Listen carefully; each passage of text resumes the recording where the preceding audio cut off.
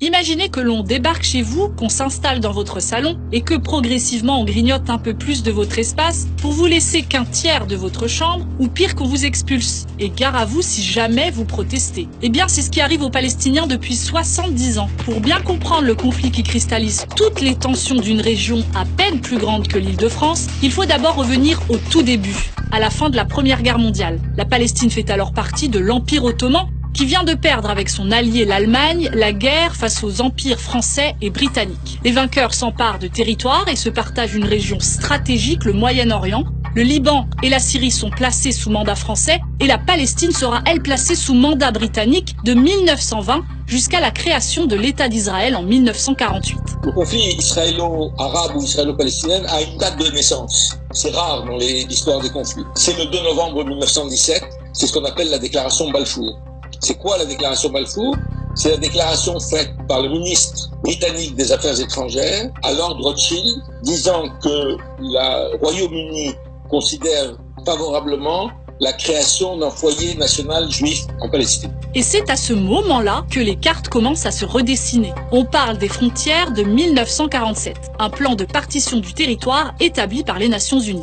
Évidemment, cette installation d'une population étrangère en Palestine a eu un effet sur la population locale qui s'est révoltée parce qu'elle a été aussi chassée de ses terres, parce que ils se sont retrouvés au chômage et parce qu'ils ont compris, les Palestiniens ont compris que on était en train de les remplacer. Autre période cruciale du conflit, c'est la guerre des 6 jours. Il y a 50 ans, en 1967, elle oppose Israël à ses voisins arabes, l'Égypte, la Syrie et la Jordanie. Israël, qui sort vainqueur de cette guerre, s'approprie plusieurs territoires. Une partie du Golan syrien, le Sinaï égyptien dont la bande de Gaza et Jérusalem-Est. Le Conseil de sécurité a adopté plus de 200 résolutions portant sur le conflit israélo-palestinien, dont la plupart n'ont jamais été respectées par Israël.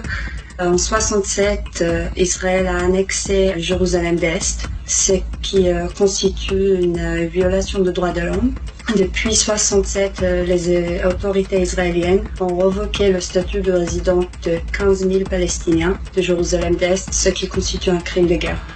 Et là, une fois de plus, la carte de la Palestine change. Ce sont les frontières sur lesquelles se base aujourd'hui l'autorité palestinienne et la communauté internationale pour la création d'une solution à 2 États. Mais petit problème, ou plutôt gros problème, Israël, qui n'a jamais rédigé de constitution, ne reconnaît légalement aucune frontière puisque son projet est de s'étendre. Et la réalité de la colonisation illégale le montre aujourd'hui, puisque les frontières des territoires réellement sous autorité palestinienne ressemblent à peu près à ça. Depuis 1967, Israël occupe la Cisjordanie. Selon la 4e Convention de Genève, une puissance occupante n'a pas le droit de transférer sa propre population au territoire occupé, car le droit international considère une occupation comme un état temporaire. Sauf que la politique de colonisation d'Israël vise à s'approprier le territoire palestinien. En 20 ans, le nombre de colons juifs est passé de 25 000 à 450 000. Alors vous nous direz, mais comment se fait-il qu'Israël continue d'annexer des territoires alors que c'est illégal et condamné par l'ensemble de la communauté internationale? Il n'y a pas de sanctions contre l'Israël, principalement à cause des États-Unis, qui disposent de droit de veto au Conseil de sécurité et qui ont empêché systématiquement les tentatives des sanctions contre Israël. Depuis des années, les présidents français promettent qu'ils vont résoudre le conflit au Proche-Orient, mais quelle est réellement la position de la France?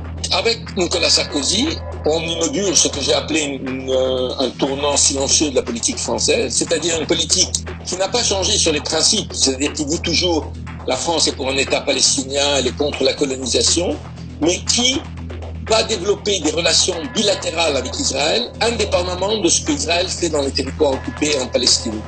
Ça va tout à fait aux Israéliens. C'est à la limite que la France condamne verbalement ce qu'elle fait, ce n'est pas important.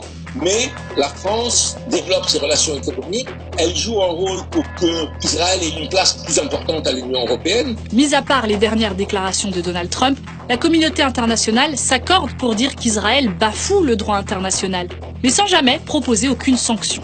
Une des solutions pour faire appliquer le droit international est d'imposer une pression économique sur Israël. Par exemple, que l'Union européenne pourrait mettre fin à ses accords économiques préférentiels avec Israël, tant qu'Israël ne différencie pas entre les territoires occupés et les territoires légalement reconnus de l'État.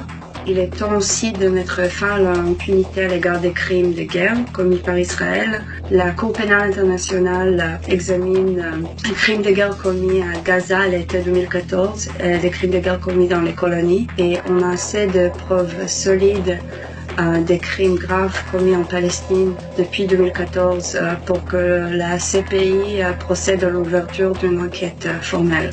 Alors, on peut se demander aujourd'hui, est-ce que certains États ne sont pas au-dessus du droit international? Et jusqu'où la communauté internationale laissera Israël s'étendre?